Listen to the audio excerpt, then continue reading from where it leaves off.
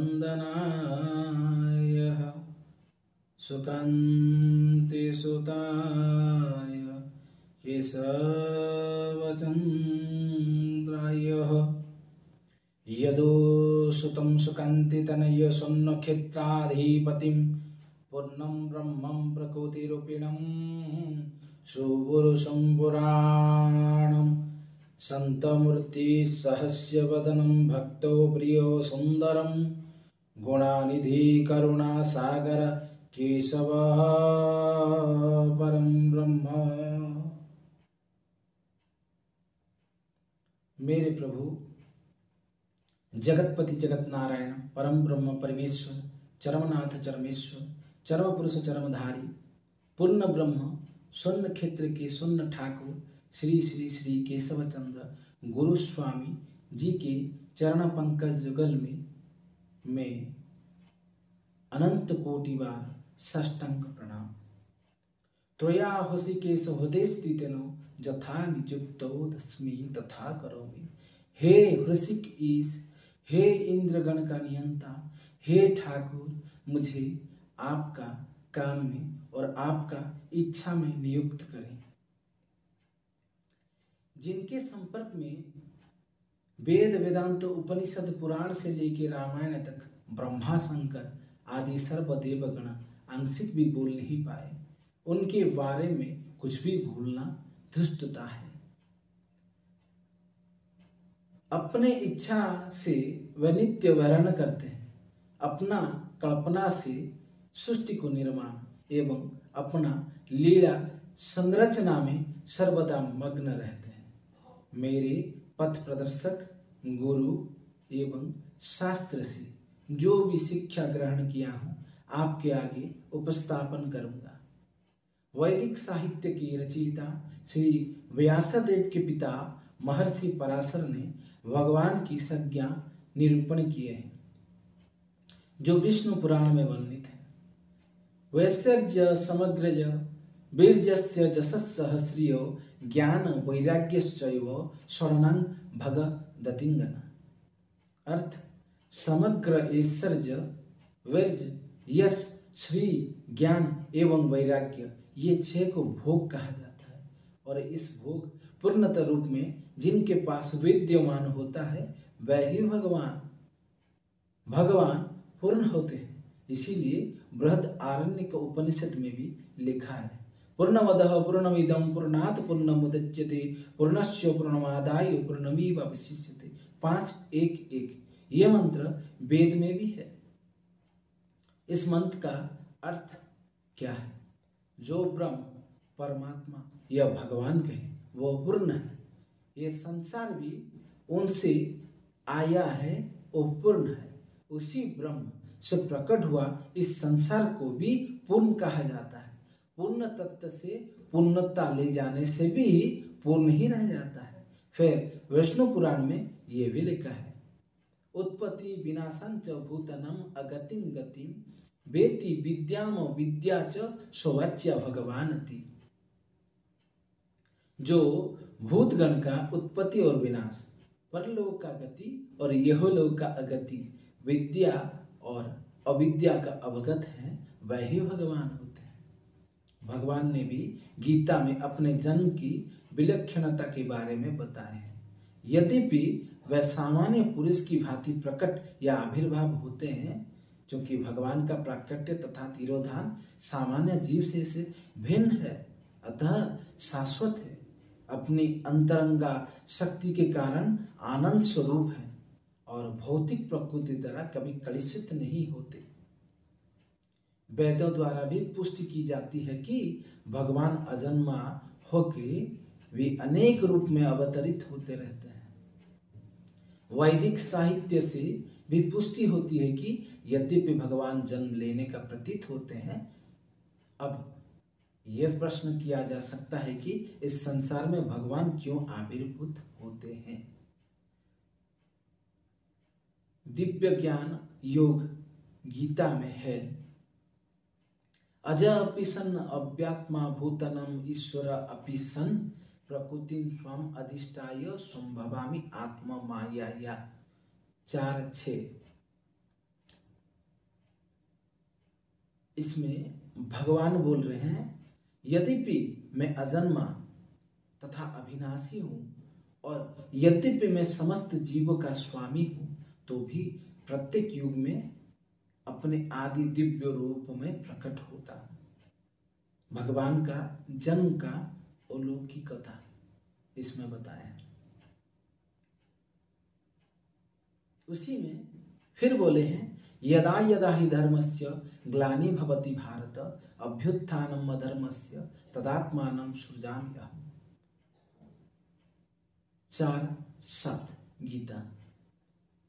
यहां भारत बोल के संबोधित किए हैं। अर्जुन भरतवंशी का है, इसीलिए बोल रहे हैं, हे भरतवंशी, जब भी और जहां भी धर्म का पतन होता है और अधर्म का प्राधान्यता होने लगता है, तब तब मैं अवतार लेके आता हूं। श्री भगवान का अवतार लेने का समय, कारण और कथन भगवान यहाँ पे पुष्टि की है। फिर परित्राणाय साधूनां विनाशाय च दुष्कृतां धर्म संस्थापनार्थाय संभवामि युगे युगे। गीता 4:8 में बोले हैं। भक्तों का उद्धार करने हेतु, दुष्टों का विनाश करने हेतु तथा धर्म की फिर से स्थापना करने के लिए मैं हर युग में प्रकट होता हूं, बोल रहे हैं भगवान। भगवान का अवतार लेने का कारण, कथन और समय के बारे में बोले।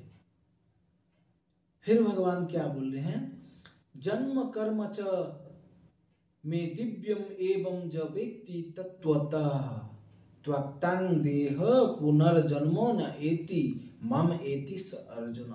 यहाँ पे भगवान कितना सुंदर बोल रहे हैं, जन्म कर्म च में दिव्यम एवं ज वेत्ति तत्वतः। तत्वतः भगवान यहाँ पे पुष्टि कर रहे हैं, बता रहे हैं, हे अर्जुन, जो मेरे आविर्भाव तथा कर्मों की दिव्य प्रकृति को जानता है, वो इस शरीर को छोड़ने पर इस भौतिक संसार में पुनः जन्म नहीं लेता, अपितु मेरा सनातन धाम को प्राप्त हो जाता है। श्री भगवान का जन्म तथा कर्म दिव्य है और इसे जानने का फल क्या है? सर्वशक्तिमान सच्चिदानंद घन परमात्मा अजन्मा अविनाशी एवं समस्त प्राणियों का परमागति तथा परम आश्रय स्थल है। वो केवल धर्म का स्थापना एवं संसार का उद्धार करने के लिए नहीं आते, अपितु युग की समस्या क्या है इसके लिए भी आते हैं। अपना योग माया के द्वारा सगुण साकार होके प्रकट होते हैं या आविर्भाव होते हैं। इसीलिए परमेश्वर के समान सुहृदय प्रेमी एवं पतित पावन और कोई नहीं है। इसको जो पुरुष एवं जो व्यक्ति परमेश्वर को अनन्य प्रेम भक्ति से निरंतर चिंतन करता रहता है और आसक्ति रहित होकर संसार में प्रबुद्ध होने के साथ साथ भगवान को तत्व से जान लेता है, तत्व से वो भगवान को प्राप्त करता है। ये तो था ज्ञान कर्म संन्यास योग या दिव्य ज्ञान योग। इसे छोड़ के ज्ञान विज्ञान योग में क्या बोले हैं भगवान? भगवान बोले हैं, मनुष्याणाम सहस्रसु कश्चित जदति सिद्धये जत ताम अपि सिद्धनाम कश्चित माम वेति तत्वतः। गीता 7:3 में। तत्वतः अर्थ, कोई 1000 मनुष्य में से कोई एक सिद्धि के लिए प्रयत्नशील होता है और उस तरह सिद्धि प्राप्त करने वालों में से बिरला ही कोई एक भगवान को वास्तव में जान पाता है। भगवत स्वरूप को तत्व से जानने का मनुष्य का दुर्लभता के प्रतिपादन यहां पे भगवान पुष्टि की है।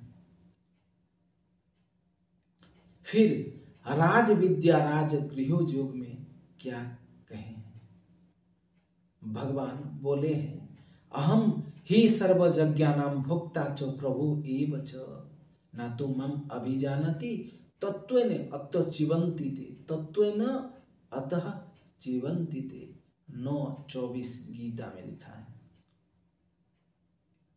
भगवान बोल रहे हैं मैं ही समस्त यज्ञ का एकमात्र भोक्ता तथा स्वामी हूं, अतः जो मेरे वास्तविक दिव्य स्वरूप को नहीं पहचान पाते वह नीचे गिर जाते हैं, पतन हो जाता है। भगवान को तत्व से न जानने वाला मनुष्य का पतन हो अवश्यंभावी है। फिर भगवान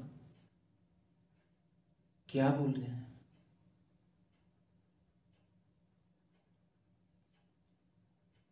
सम अहम सर्वे भूतेषु न मे द्वेष अस्ति न प्रिय जे भजन्ति तु माम भक्ता मयि तेषु च अपि अहम।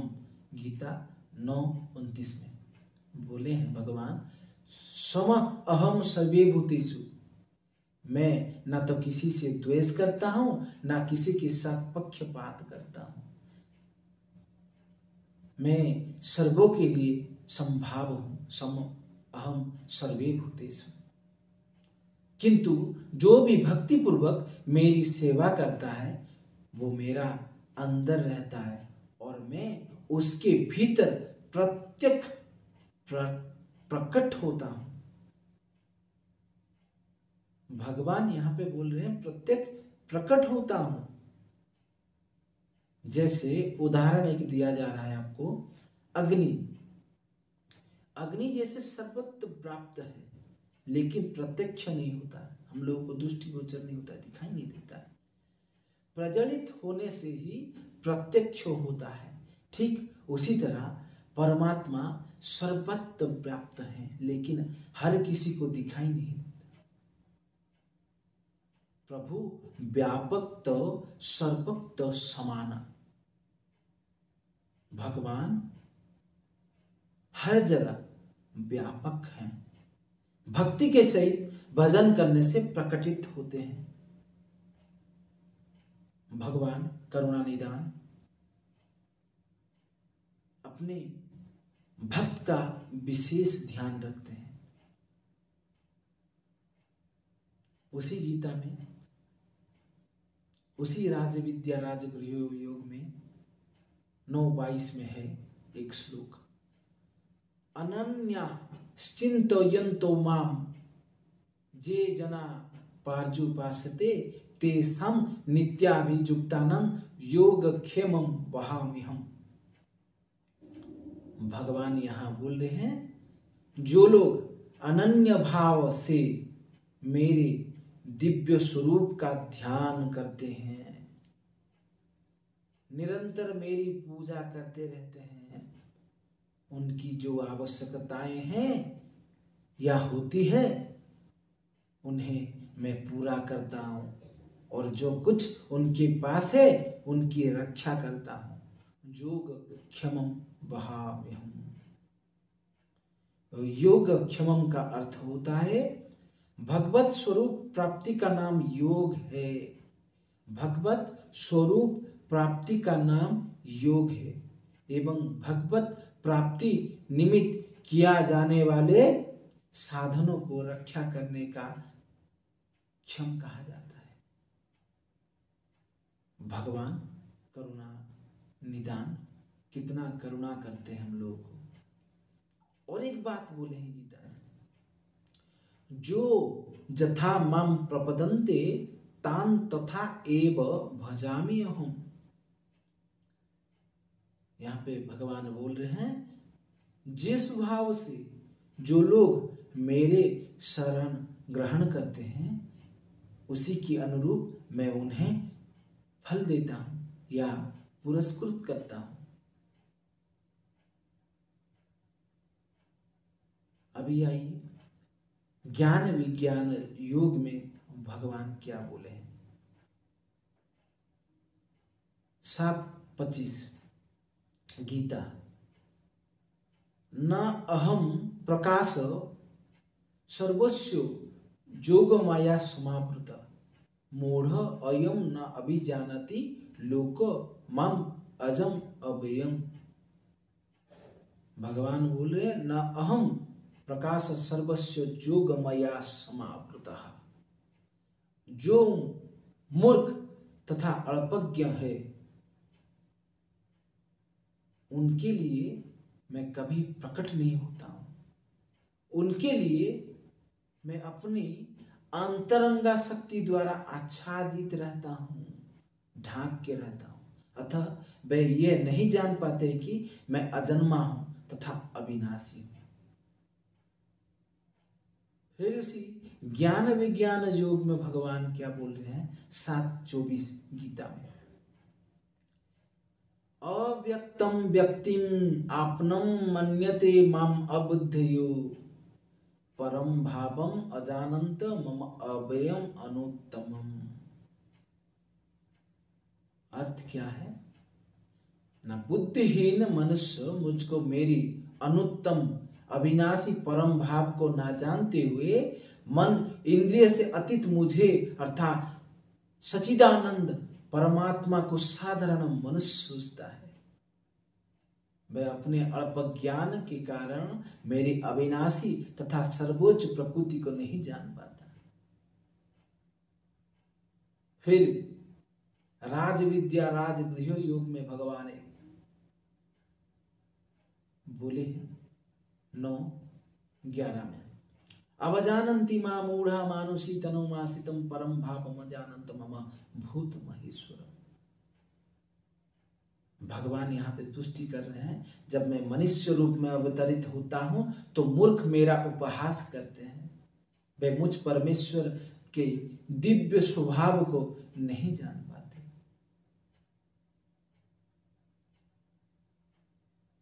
दिव्य स्वभाव को जानने के लिए ज्ञान होना आवश्यकता है। अगर ज्ञान नहीं होगा तो भगवान का दिव्य स्वरूप को पहचान नहीं पाएंगे।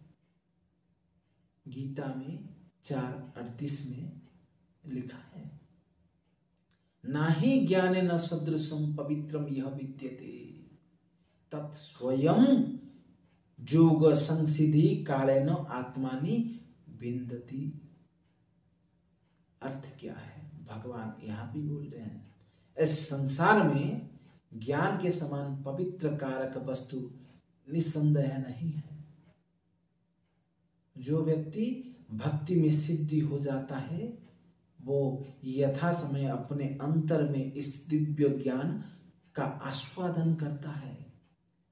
कर्म योग के द्वारा शुद्ध अंतरकरण के वजह से कर्म योगी वो तत्व ज्ञान को अपनी आत्मा में प्राप्त कर लेता है और भगवान को प्राप्त कर लेता है।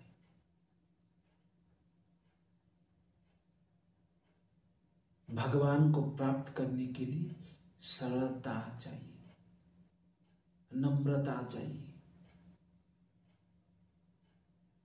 उदारता चाहिए। ये सब आवश्यकता है। भक्ति का ये सब सूत्र एवं भगवान के बारे में भगवान की पुष्टि हम किए हैं। भगवान के बारे में तो सृष्टि में कोई नहीं बता सकता है। रामचंद्र के चरित सुहाए कल्प कोटि लगी जाए न गाए।